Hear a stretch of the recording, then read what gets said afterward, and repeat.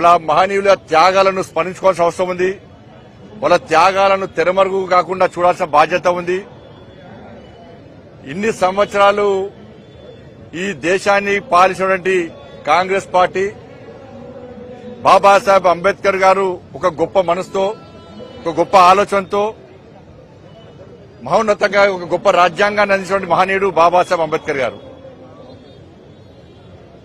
కానీ కాంగ్రెస్ పార్టీ ఈ దేశ స్వాతంత్ర్యాన్ని కేవలం నెహ్రూ కుటుంబానికి మాత్రమే లాభం జరిగే విధంగా నెహ్రూ కుటుంబ భజన చేయడమే లక్ష్యంగా కాంగ్రెస్ పార్టీ ఇన్ని రోజులు ఈ దేశంలో వివరించింది. చరిత్రను తెరమరుగు చేసే ప్రయత్నం కాంగ్రెస్ పార్టీ చేసింది. అందుకే భారతీయ జనతా పార్టీ ఎట్టి పరిస్థితుల్లో చరిత్రను తెరమరుగు చేసే ప్రసక్తి లేదు. మహనీయుల చరిత్రను రాబోయే తరాలకు తరతరాలు ఉండాలని చెప్పి ఒక ఆలోచనతో ఇవాళ ఈ కార్యక్రమాన్ని తీసుకోవడం జరిగింది. మరి ఈ పరిస్థితుల్లో మహనీయుల త్యాగాల గురించి సెమినార్ నిర్వహించడం, మహనీయుల త్యాగాలను సమాజం చూపెట్టే ప్రయత్నం చేస్తా ఉన్నాం మేము.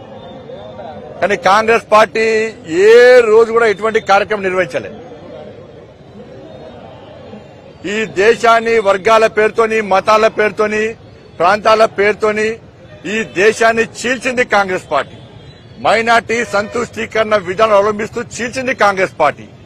నెహ్రూ యొక్క అరాచకం వల్ల, నెహ్రూ యొక్క అనాలోచిత విధానాల వల్ల లక్షలాది మంది ఆ రోజు ప్రాణత్యాగం చేశారు.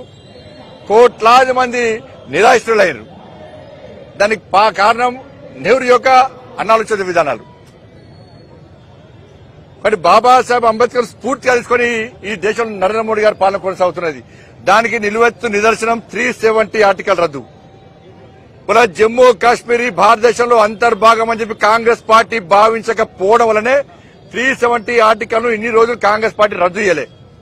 ఇలా భారతీయ జనతా పార్టీ ప్రభుత్వం వచ్చిన తర్వాత నరేంద్ర మోడీ గారి నేతృత్వంలో 370 ఆర్టికల్ రద్దు చేసిన విషయాన్ని మనం గుర్తుంచుకోవాల్సిన అవసరం ఉంది.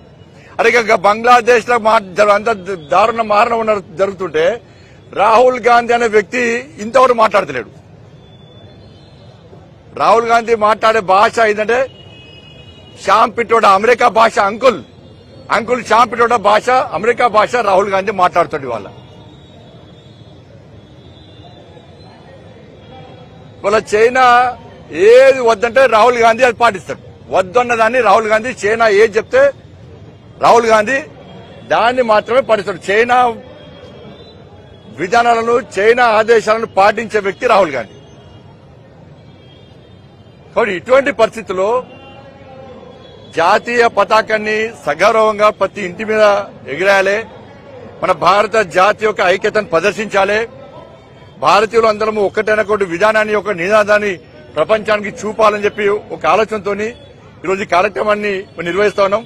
ఈ దేశంలోని తెలంగాణ రాష్ట్ర యువతకు అప్పీల్ చేస్తా ఉన్నా, మీ డీపీలు వెంటనే మార్చండి. ప్రతి యువత మీ డీపీ లోపల మహనీయుల ఫోటోలు పెట్టండి. జాతీయ పతాకాన్ని మీ డీపీలుగా ఇవాళ వెంటనే పెట్టుకోండి.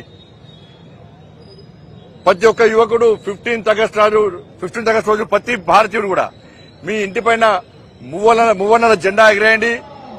సోషల్ మీడియా ద్వారా మీ యొక్క దేశభక్తిని చాటండి. భారతీయ జనతా యువమోర్చా చేసిన కార్యక్రమంలో అందరూ భాగస్వామ్యం కావాల్సిందిగా అందరికీ విజ్ఞప్తి చేస్తున్నాం. దానిలో భాగంగానే ఈరోజు కరీంనగర్ లో భారతీయ జనతా యువమోర్చా ఆధ్వర్యంలో ఈ తిరంగా యాత్ర మేము నిర్వహిస్తా ఉన్నాం. ఇక్కడే ఉండదు. ఏది ఉన్నా అట్లా ఉన్నప్పుడు ఇక్కడ ప్రజలు అలర్ట్ గా ఉండాల్సిన అవసరం ఉంది. ప్రభుత్వాన్ని సహకరించాల్సిన అవసరం ఉంది. అన్ని విషయాలను కేంద్ర ప్రభుత్వం పరిశీలిస్తున్నది. ఏ విధంగా చర్యలు తీసుకోవాలో, ఏ విధంగా ఆదుకోవాలో దాని తగ్గట్టుగా ప్రభుత్వం ఆలోచిస్తున్నది.